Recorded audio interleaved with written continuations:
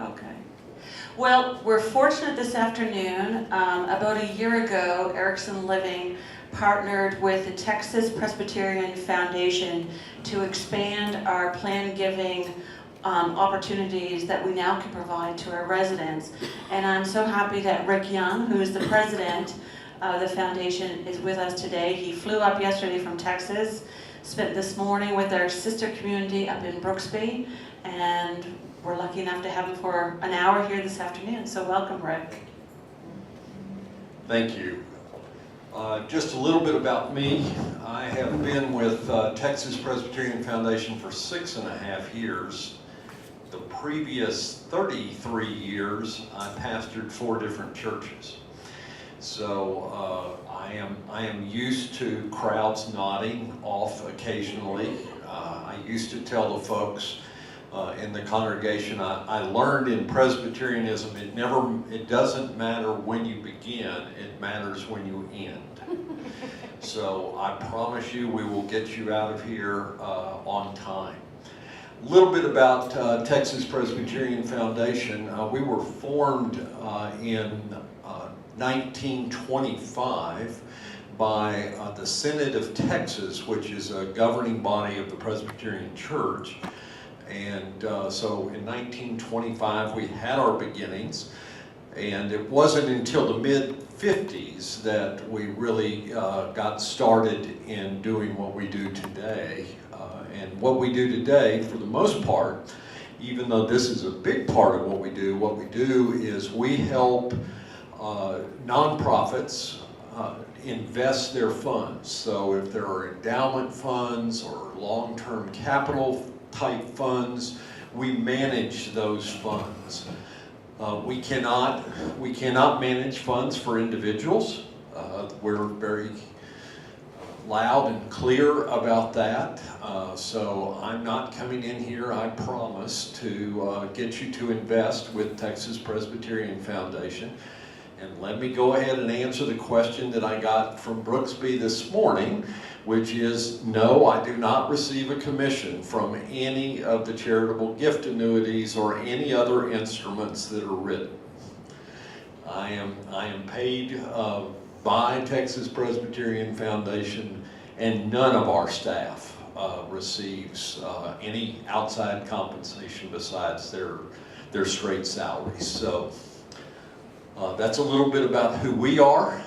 We are thrilled to have united with Erickson Living back, as she said, year or 18 months ago. So we found it to be a good partnership, and I thank you for the invitation of being here. Part of what we're going to talk about today is we're going to talk about the individual ways in which you can leave a legacy, but also going to talk somewhat about just what is your legacy and what you hope that legacy to be. Probably all of you have a legacy. It may not be the one you want, but you probably have one that people know you by.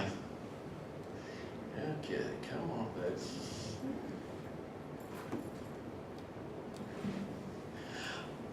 About 10 years ago, when I was pastoring a church, one of the funeral homes called me and asked if I would do the funeral for someone who didn't have a church home. We got those calls on a regular basis, but I said yes, that I'd be glad to do that, but I'd really like to meet with her family before so that we could make it somewhat more personal than just me standing up there doing a service and really not knowing who the individual was. So I met with the family the afternoon before the service, and I started the conversation with, well, can you tell me about your mother, grandmother, aunt, etc.? And stone silence. And I said, okay, let me see if we can stoke the pump a little bit, and do you have some stories that you'd like to share about her? stone silence still. So I went a little further and said, you know, what did she like to do? Still silence. I was there 30 minutes and I got one story from the family that took place 62 years in the past. It was an odd funeral, to say the least. So when I went home that night, I told Meg and our two daughters, I said, okay, when I go, I don't care if it's true. Make up stories so that the pastor has at least something to say about me. They all laughed and said, Dad, we're not going to have to make up anything. No pastor's going to believe it anyway, but we'll tell the stories. But all of us have a legacy. One of the big events that took place last month down in our neck of the woods was the death of Barbara Bush. And it was fascinating for me to sit and listen to the stories about who she was and how she had interacted and what a difference she had made to family and to granddaughters and all the way across the board. I had the privilege of getting to know her early in President Bush's tenure. So she was an Iron Maiden. That would be the fair way to describe her. But the one thing that I remember that I'll probably never forget is when they panned on President Bush, and you may remember the picture. They panned on him, and he was wearing socks. Do you remember what were on the socks? Books. And it was because it was a recognition of the legacy that she left by helping with literacy and childhood literacy as well as adult literacy. But to me, it was one of those that resonated, and I think a lot of people will remember those things. So all of us have a legacy. There are basically two different kinds. I went the wrong way, sorry. There are two different kinds of legacy. One is a legacy of purpose, and that probably the easiest way to describe a legacy of purpose would be it pretty much described how we spent our lives. It may have been raising children, grandchildren, foster children. It also may be the occupation that we had or where we volunteered, but that's the legacy of purpose that people can, and you've all read the obituaries where that first part is this is all the things they did. The other part that I say is as important and we need to make sure that gets passed on is the legacy of love.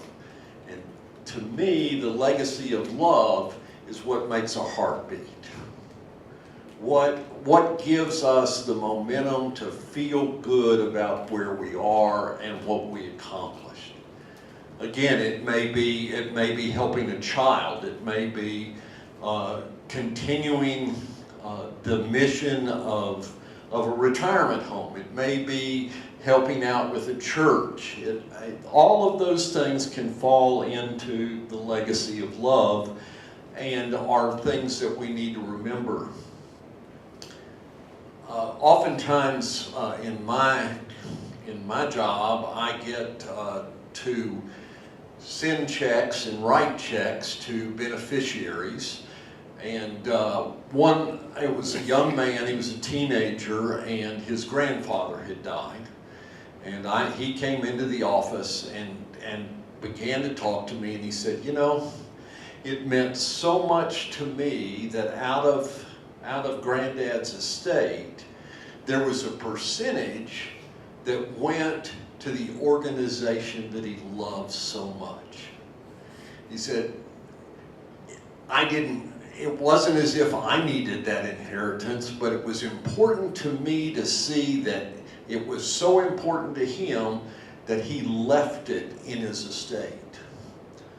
My guess is all of you probably have already taken care of wills and everything else. If you haven't, please do.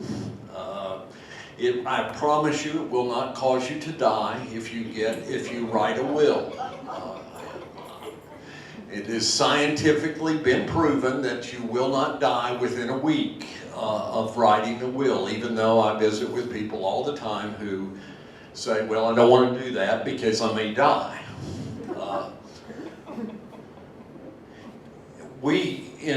Because of the foundation that I work for, what we realize is that a lot of people write their wills when the children come along, and then they put them away, and they don't pick them up again until the children are grown, and you go, oh, I better update that. But then we put them away again, and we forget to look at them. I tell folks they need to look at their wills every 2 years at a minimum.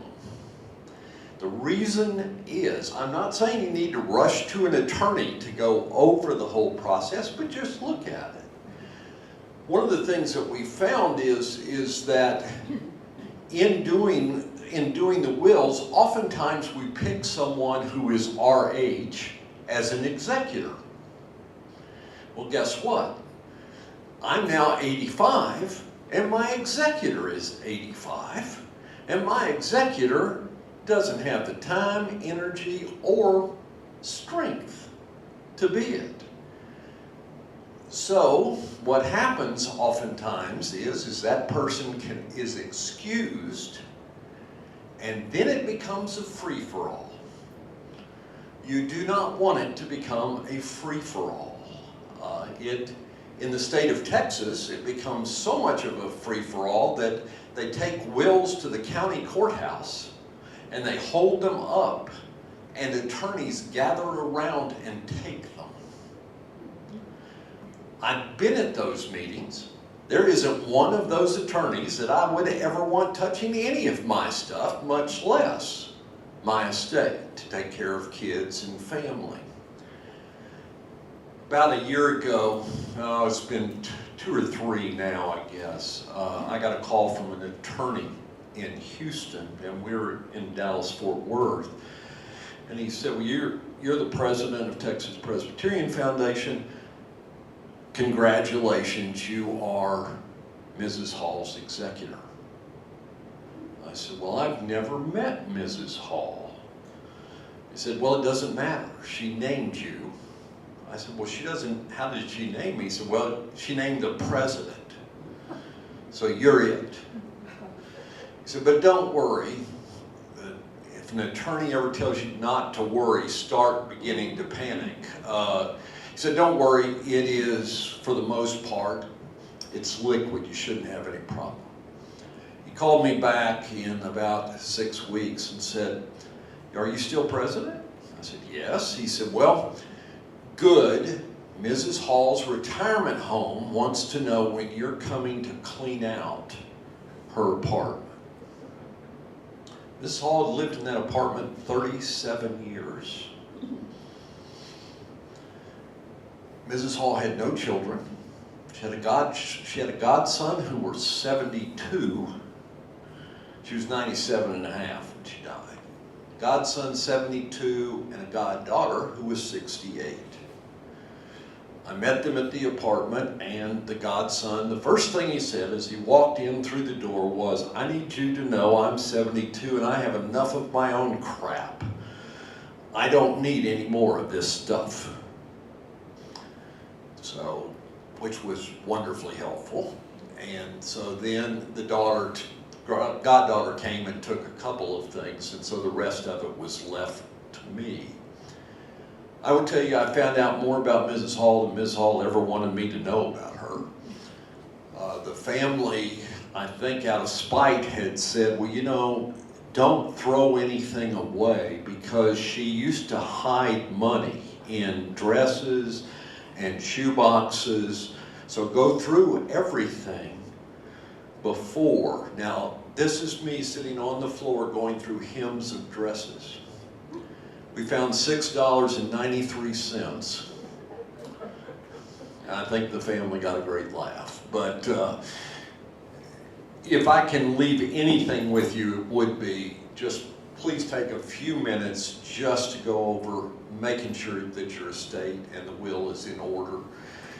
If it is drawn in another state, you need to make sure that it works the same way in Massachusetts, because states vary on those. Enough for that PR.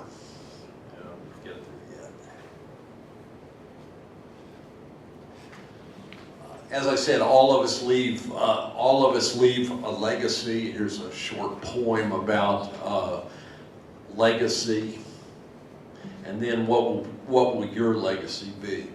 One of the things that you'll notice in the folder that I gave you is an insert that we use with churches and other organizations, and it lists a whole lot of questions on there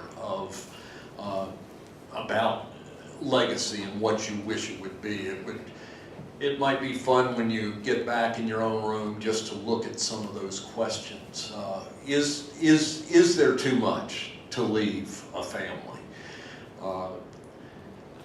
We have dealt with and have found that unfortunately the death of an individual oftentimes splits families, and and that doesn't have to be a large estate. It can be a small estate.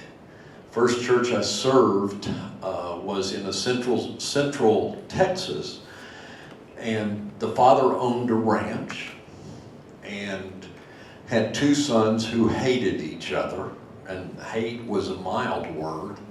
When Dad died, he left 50% to each one.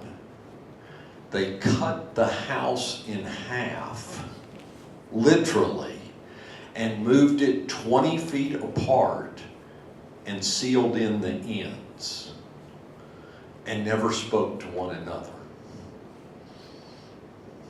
Dad must have rolled over in his grave more times than I can imagine.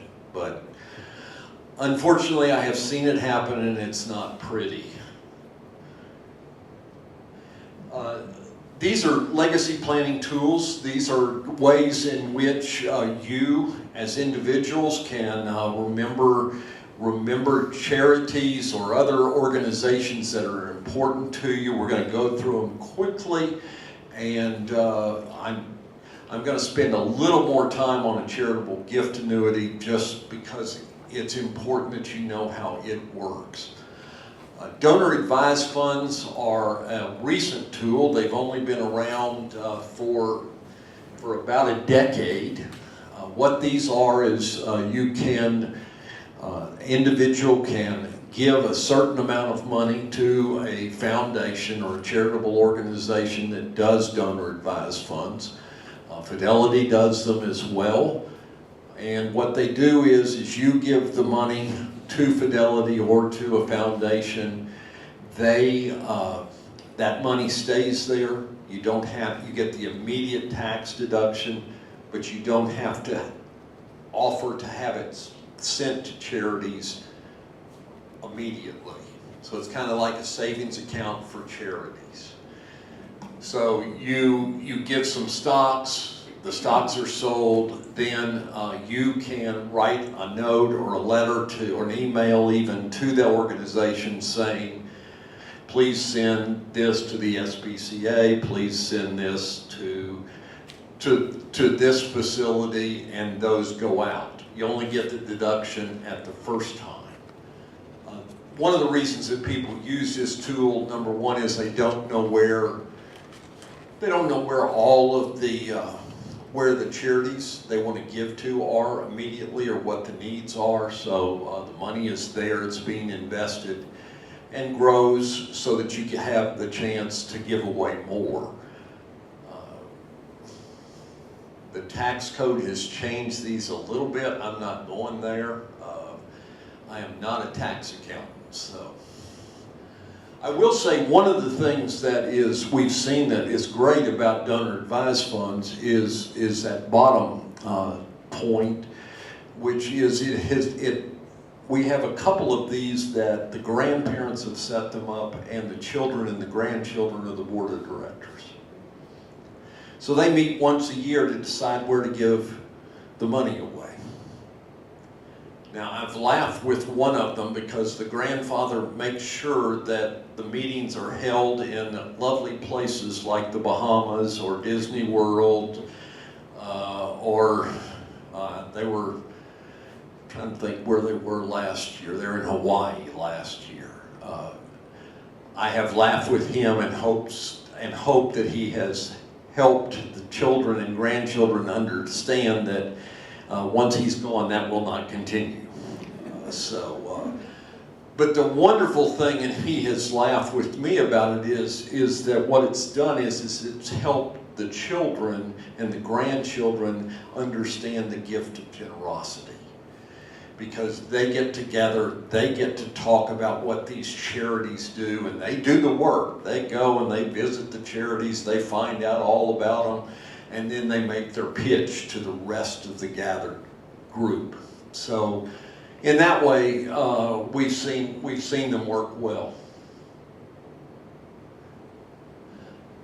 An endowment is a word that's often used freely, but we need to understand that an endowment is a gift that is accepted by an organization, and that the organization will fulfill the request of the endowment. Does that make sense? So you give the money, you say, I want this to continue the programs of this retirement home. As long as the money's used for that way, that's fine. You just can't use it for other things. I had a church call me about 9 months ago. His pastor on the phone, and he said, I know you can help me. He said, I need you to help us redefine youth. I said, what do you mean you want to redefine youth? He said, well, I want to make youth anybody under 65 years of age. I said, well, that's probably not going to get by a court very easily. Why would you want to do that? He said, well, we have 2 people in the church that are under 65. And we need to use that $50,000 that's endowed. So can you help us redefine youth? We have a weird court system in Texas, but it's not that weird. So we were not much help there. But endowments can be set up easily. Again, the organization has to agree to follow the conditions that are set forth. They are a lasting way to be remembered. We see scholarship funds and others being used as an endowment.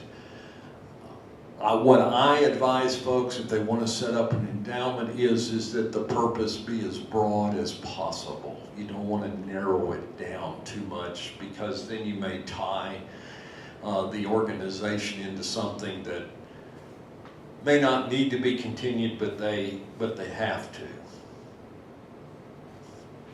This is the easiest way to leave an organization such as this place or another organization that you care about. It's the easiest way. It is just leaving either a lump sum or a percentage of the estate to a certain organization. This can be made easily. It doesn't require a will being rewritten. It can be a codicil to a will as long as it's notarized. The other thing about codicils and this way of leaving assets to an organization is that it is amendable. So you can always go in, you decide, well, 10% may be too much, I'll give 5, or I was going to leave 10,000, I think I'll leave 20. But the only place that this affects taxes at all, if it even does, is after your death. The others have some tax effect before you die. I would, so that's just one difference in a bequest.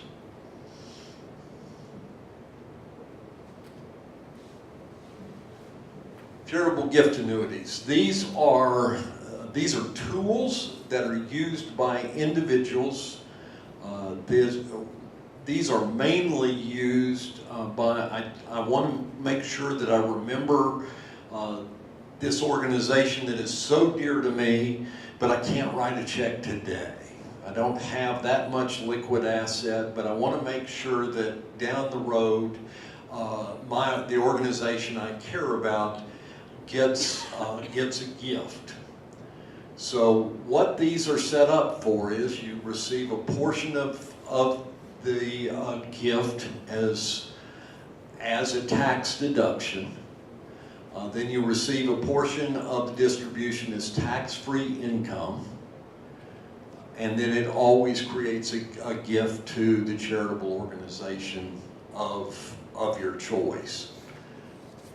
We don't do the defer the income to a later date anymore, partially because it became somewhat of a nightmare recording status-wise. So just so that you're aware of that. So let me give you an example of how this works.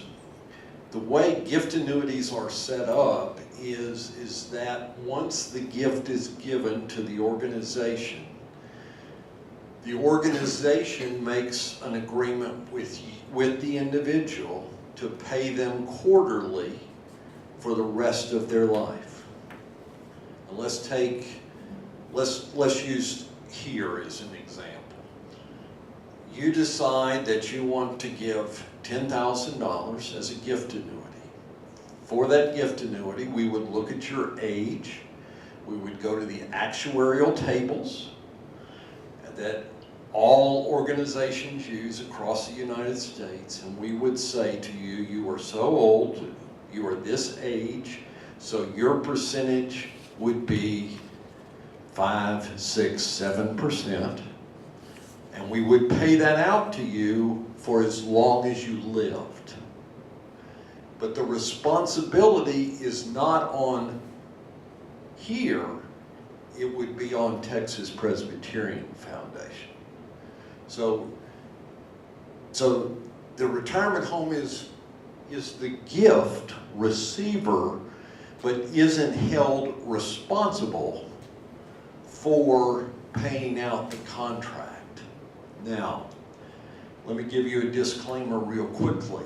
This is not a good place. I would never advise anyone to use a rainy day fund that you have and you're saying, well, you know, I'm not getting much on money markets and I'm not getting much on my investments, so why don't I do this and put it in a charitable gift annuity where I'm going to get more? The problem is once you have given the gift, it's given.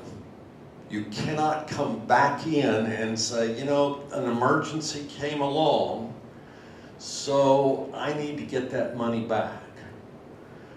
I always want to make sure that people understand that's not what this is. This is not an investment tool that's going to get you more for a while.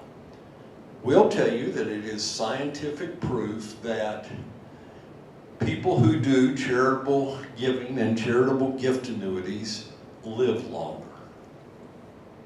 So if you want to live a long time, take out a bunch of charitable gift annuities. I don't make that guarantee because sometimes I get fooled on those. But we had someone come in the office the other day. His caretaker brought him in and he was 104 years old. Well, to say he's not on the actuarial tables would be an understatement. So we set it at the highest that we could pay, which was about 10%. And he said, well, I'll be back next year to do it all over again. And I don't have any doubt that he will be. The IRS considers part of this income part of the income to be a return on principal, therefore that portion is tax-free income. Provides a higher rate of income, and it's guaranteed for the lifetime. Charitable gift annuities, by the code that we use, are set up to leave 50% to the final beneficiary. So let's say you gave $10,000. The way it's set up is that this organization would receive $5,000. We've been doing, at Texas Presbyterian Foundation, we've been doing these about 20 years, and our average is closer to 73–74%. So it's a simple page-and-a-half contract. It's very easy. And actually, one of the things that you'll find if you go to our website, and you have help here that can do that as well, there is a calculator on the website. So you can actually go to the website, plug in the amount that you'd like to give, plug in your age, and it'll calculate for you how much of it would be regular income, how much of it would be left to give to the beneficiary. So the way it works, as I said, is the money goes to Texas Presbyterian Foundation. It's Texas Presbyterian Foundation that takes care of making sure that the money goes to the individual, and then once the death occurs, the charitable beneficiary is the one that gets it. Here's an actual example of that. $10,000 was the gift. The annuitant is 80 years old. Would receive a partial tax deduction of $4,731. Would receive annuity of $680. Tax-free amount of that is $560. One life payout for the whole time would be about $8,500, and the effective payout rate is 7.8. So you can see the difference in a money market account versus one of these, if that is what you had planned to do with the money all along. And then the charity would receive about $7,000. Here are the percentages. Like I said, the 104-year-old was over 10%. But I do need to tell you that once you reach the age, the actuarial age in which, let's say you're 60, let's say you're 75 and your actuarial age is 86, once you've reached 86, everything you receive becomes taxable because you've outlived the actuarial age. But there's alternatives to figure out how to speed up the gift, etc. So some of the you can use 1 or 2 lives as an example of that. Say a husband and wife both want to do an annuity, and then but you combine the ages of the two, and that's how you get what the rate would be. It's if they're the same age, then it's probably close to that rate. If one's a lot younger, then it does change. TPF's minimum is $5,000. You'll often see minimums of 25, but we do this because we're a nonprofit and we want to help other organizations benefit. So we make no money on these. I will tell you that the 50% of the gift is not required that it be to Presbyterian related. That slide is in there because I do this a lot to churches. We have set the agreement here with Erickson Living that all of the money can go to Erickson. It doesn't have to be Presbyterian related. can get the automatic deposits, and it's guaranteed for a lifetime.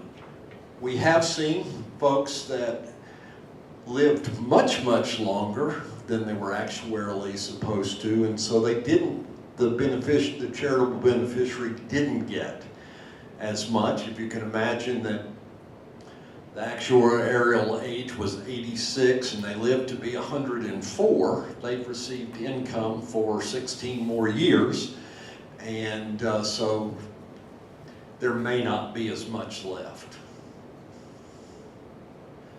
The last tool is a charitable remainder trust. The difference in this tool versus the previous one is that actuarial tables set the return for charitable gift annuities. In a charitable remainder trust, that income is set, and the percentage is set by the person when they establish it. So it may be higher than the gift annuity because you need more money to live. I would also tell you we saw a whole lot more of these back before the tax codes began to change, and especially with the estate tax change. The estate tax change now allows for individuals, at least the U.S.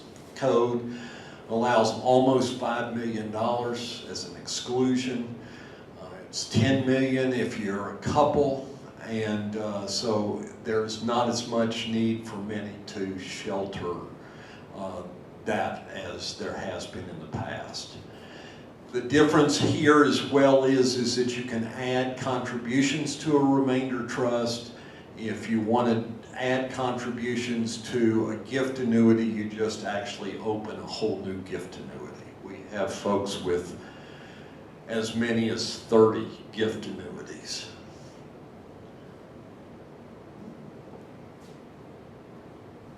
And that's brought me to the end. So I'm here and ready to answer your questions or concerns. Or I'll stay around for a while and talk to you individually. Or you can go enjoy the beautiful weather, and I'm okay with that too. Bring that? I brought you good weather. I did not bring you the heat.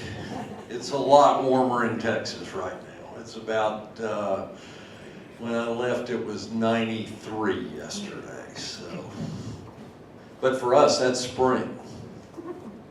We wait until it gets to be about 105 before we call it summertime. So. I have a few questions, and maybe people Absolutely. who don't want to hear them, I don't know. Question, how is this fund insured? So how do we know if we give you 20,000 today, 5 years ago, that if now it's going to be? That's a good question of how do you know that it's there, going to be there. One of the things that Texas Presbyterian Foundation does is we have set aside our own money out of our own funds that we do not hold to make sure that we can meet all of the requirements of our gift annuities. We have about $1 billion in investment funds behind us, so it'll be there, I promise you. It's not insured by the FDIC. I want to be clear about that, but I will also tell you that no charitable gift annuity that I know of is insured by the FDIC. The next question, maybe you hit on it, and I just didn't pick up on it. Well, I speak a different language. I speak Texan, so I may have said it and you just didn't understand. So go ahead. So does Linden Ponds get a portion, I'll say we do one, a portion of the money now and then a portion when we die, or do they get? They get it all when you die. So they have to wait until we die, okay. They will not put you on a special prayer list just because you have a gift annuity. You gotta be careful. We're not wishing for you to die sooner. Oh, I thought the prayer was keeping you alive. Well, we want to keep you alive too. That prayer list will keep you on. But part of what this does, and it's part of the whole process with legacy, is that legacy giving is not to maintain the organization today. It is a pipeline for the future of gifts to come in down the road. Your gift might not come in for 20 years, but you're affecting people with that gift that you haven't even met. So that's how it feeds down the road. Does that make sense? Now, another question, say Linden Ponds disappeared before I did. Yeah, you know, I'm asking. no, it's a fair question. I got asked the question this morning as well. What we do when we do gift annuities is we ask you to give us a successor. So in case Linden Ponds goes away, which it's not going to do, but in case it goes away, then there is someone else, another charitable organization that we can pass that money along to. Yes?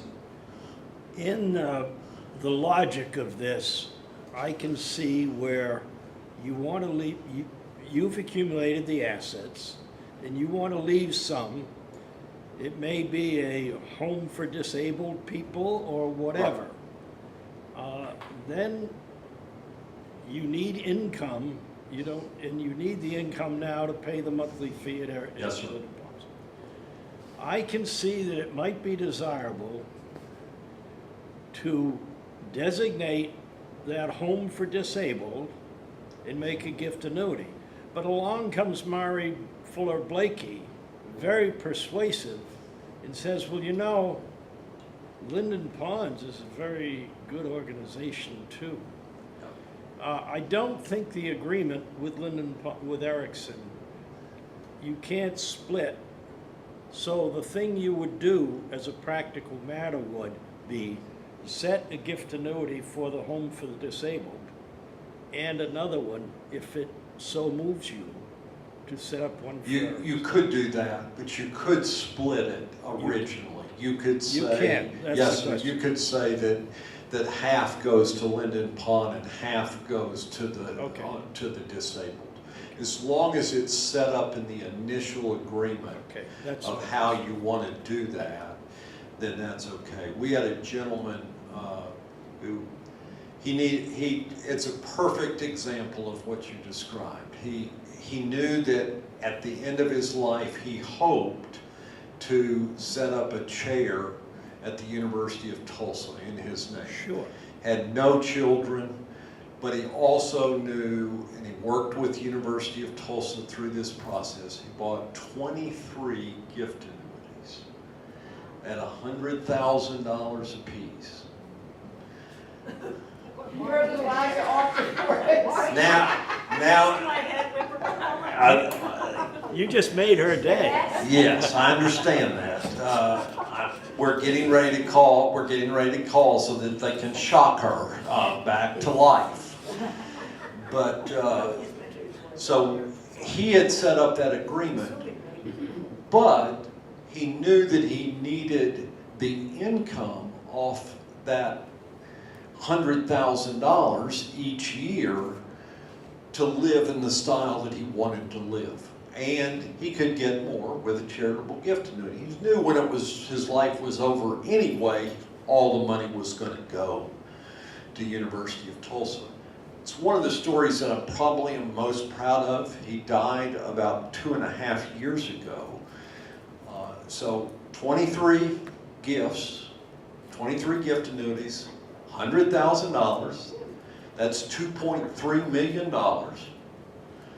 We wrote a check to the University of Tulsa for $2.29 million. Now, some of those were really good years in the stock market. So that would appreciate the gift. But you described it exactly the way it works. Anybody else? Yes, ma'am. If I've got, I've left 10%. Thank you. Is there an advantage to me or to the funds to change it If you need some of the, if you want some of that as income, there's an advantage, but either way, Linden, I will tell you, let me use a specific example. Linden Ponds will get more money if you leave it as a 10% bequest than they would if you do it through a gift annuity. The reason you would do it through a gift annuity might be to receive some income for you during the interim process. But of that corpus, they're not going to get 100% to Linden Ponds. Does that make sense? It makes sense. Now, also then, if I did want to change, which form, which gifting form? Well, I personally, I'd use the charitable gift annuity. I mean, it's the one that makes the most sense because there's going to be something that you get back from it. But again, I want to be real clear in the fact that overall, Linden Ponds is going to get more on the simple bequest than they would off a charitable gift annuity because you're pulling some of that money out as you receive an annuity. Is that Makes sense. okay? I want to help Linden Ponds as much as I can. I'm not trying to sell this to take money away. So I want to be as transparent and honest as I can be. Yes, sir. Yeah, I think taxes drive a great deal of this activity. And as I understand it, let's say I made my fortune when I bought some Apple stock at $15 a share, and now it's at 180 or 170. The motivation to set up a charitable gift annuity is if you have a chunk of stock Yes, sir. in Amazon or Apple, doesn't pay much of a dividend, Right. you can take the value of that stock Right. and take a tax deduction off of that. So the motivation to do a charitable gift annuity, as I see it, versus the 10% is you get an immediate tax deduction, Right. which you do not get. You will not get at your death. So it may be more to your advantage It depends depends how the money is. where it's sitting right where now. it's sitting right now. Someone this morning asked me, they work for IBM as an example, and worked for them for 30 years, she and her husband. Well, their stock value is basically zero. I mean, their cost value is zero. That's what they pay. If they were to sell that stock with what it is today, the capital gains on that would absolutely eat them alive. Exactly. So she was talking about using some of those accelerated stock options, put those in a gift annuity. That way she got all the credit while she's still alive for the tax gift. So she got the tax advantage. Plus, then she got some revenue down the road.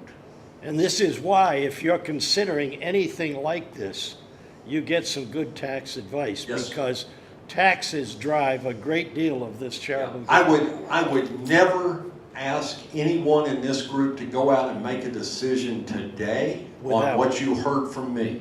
Please talk to tax folks.